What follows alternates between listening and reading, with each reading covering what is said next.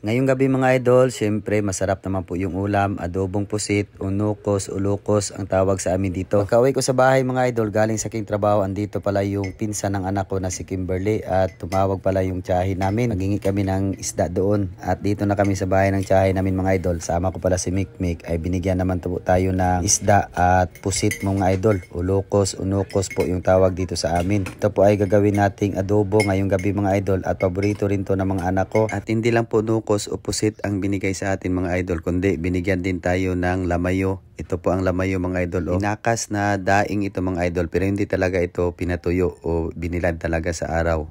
Saglit lang po at kinuha na agad. Yan po ang tinatawag sa amin dito ay lamayo. Pagdating namin dito sa bahay mga idol, andito pa pala yung pinsan ni Mikmik, si Kimberly.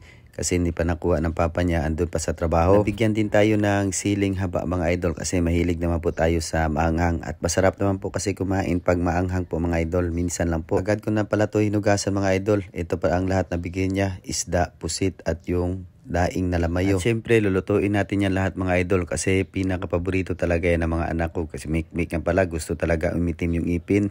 Ganito lang pala tayo maglinis mga idol. Kinukuha muna natin yung ngipin tapos yung tinta hiniwalay ko po mga idol. At meron siyang puti sa balat niya, kinukuha ko din po. Ewan ko lang po sa inyo mga idol kung paano po kayo magluto. Basta ako, ganyan po ang diskarte ko sa pusit, unukos o lukos dito sa amin ang tawag. At tapos na tayo sa pagkuha ng mga ngipin mga idol at tinta. Ito naman po ang ginawa natin. Siyempre hatiin natin yan. Alam nyo mga idol, napakataba po talaga ng pusit. Simpleng ricado lang to mga idol sa adobong pusit tulad ng sibuyas, bawang, tapos luya. Masarap na mga idol pag gamitan natin ng kamatis. Pero kami hindi na po kami naglagay. Maraming salamat pala sa mga bagwang followers namin dyan. Welcome na welcome po kayo dito sa page namin. At sa lahat po ng OFW, maraming salamat po sa suporta ninyo. God bless po at ingat po kayo palagi. At sa lahat po ng trabahador ng Pinas, shout out po sa inyong lahat. God bless at mag-ingat din tayo mga idol. Tapos nagisa na ko mga idol no, ng mga ricado. Tapos sinunod ko po yung pusit. Pero bago ko po nilagay yung pusit, pinatulok ko muna yung tubig niya mga idol. Kinuha ko talaga. Tinakpan ko lang yung mga idol. Hintayin lang natin yan ng 3 minuto. Ganito pala yung anak ko mag-study mga idol. Kumakain ng chichirya, nakapikit ang mata.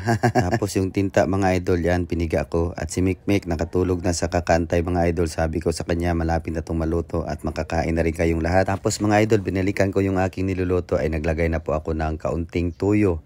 Tapos sinalo-halo ko naman po ulit mga idol. Hindi na pala ako dyan naglagay ng suka mga idol no. Dinagdagan ko lang pala yan ng tubig, kunti lang.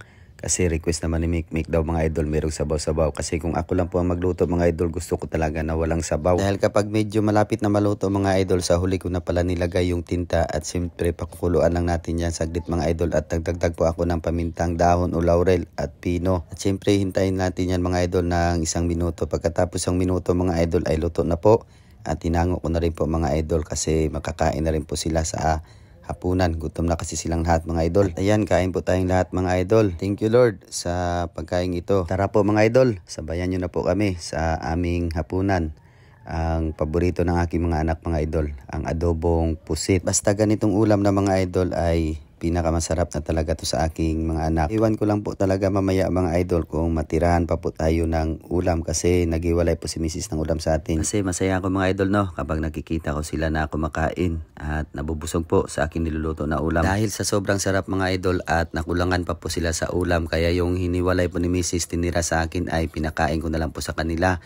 Ganyan po kasi akong tatay mga idol. Ngayon sabi ni Mrs. sardinas na lang daw. Sabi ko oo, okay naman yan sardinas, wala naman problema. Sa akin, basta ang importante ay mabusog kayong lahat. At ngayon mga idol, parang adobong pusit rin po ang sardinas na kinakain ko sa aking hapunan. At hanggang dito lang po yung video natin mga idol. Pakipalo naman, like and share. Maraming salamat po. God bless po at ingat po kayo palagi mga idol.